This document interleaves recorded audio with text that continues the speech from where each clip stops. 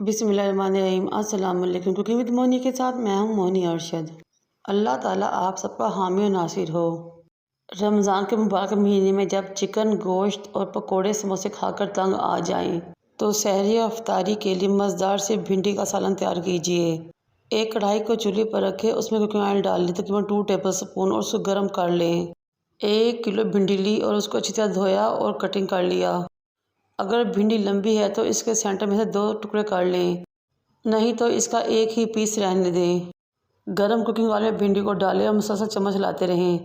पूरे 2 मिनट बाद भिंडी लेस छोड़ देगी। ये देखिए, जैसा कि आपको नज़र आ रहा है, भिंडी ने लेस छोड़ दी है। लेकिन आपने मुसलसल चम्मच हिलाते रहना है और भिंडी को पकाते रहना है।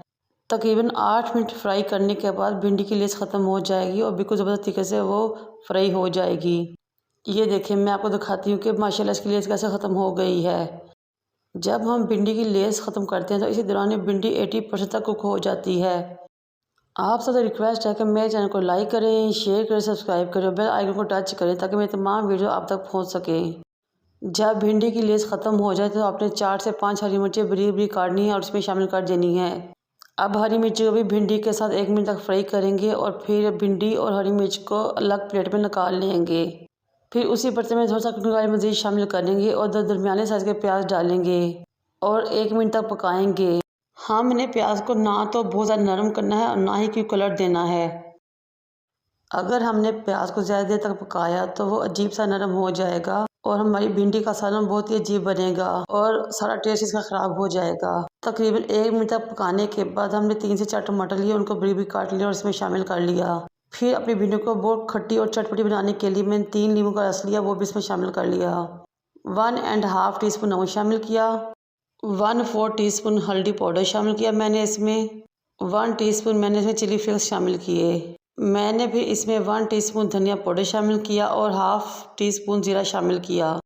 अब इन तमाम चीज़ों को अच्छे तरीके से मिक्स कर लेना है, मसाले की भुनाई कर लेनी है। मैं इसमें रेड चिली पाउडर का बिल्कुल इस्तेमाल नहीं करूँगी, बल्कि इसमें चिली फ्लेक्स और हरी मिर्चों का इस्तेमाल करके मैंने अपनी भिंडियाँ रेडी की हैं। टोटल मुझे 5 मिनट का टाइम लगा भिंडी के इस प्याज मसाले को रेडी करने के लिए। जब ये मसाला रेडी हो गया और इसकी अच्छे तरीके से भुनाई होगी तो मैंने इसमें 1/2 टीस्पून काली मिर्च शामिल की और अच्छे तरीके से तमाम काली मिर्च को प्याज में मिक्स कर लिया। काली मिर्च को प्याज में मिक्स करने के बाद मैंने वो भिंडियाँ जो फ्राई करके एक तरफ रखी थी उठाई और इसमें शामिल कर दी, जिसमें हरी मिर्चें भी शामिल थीं।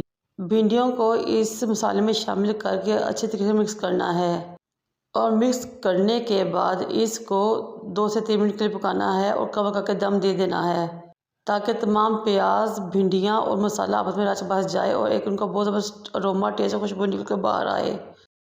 दम देने के बाद हमने भिंडियों को डिश आउट किया।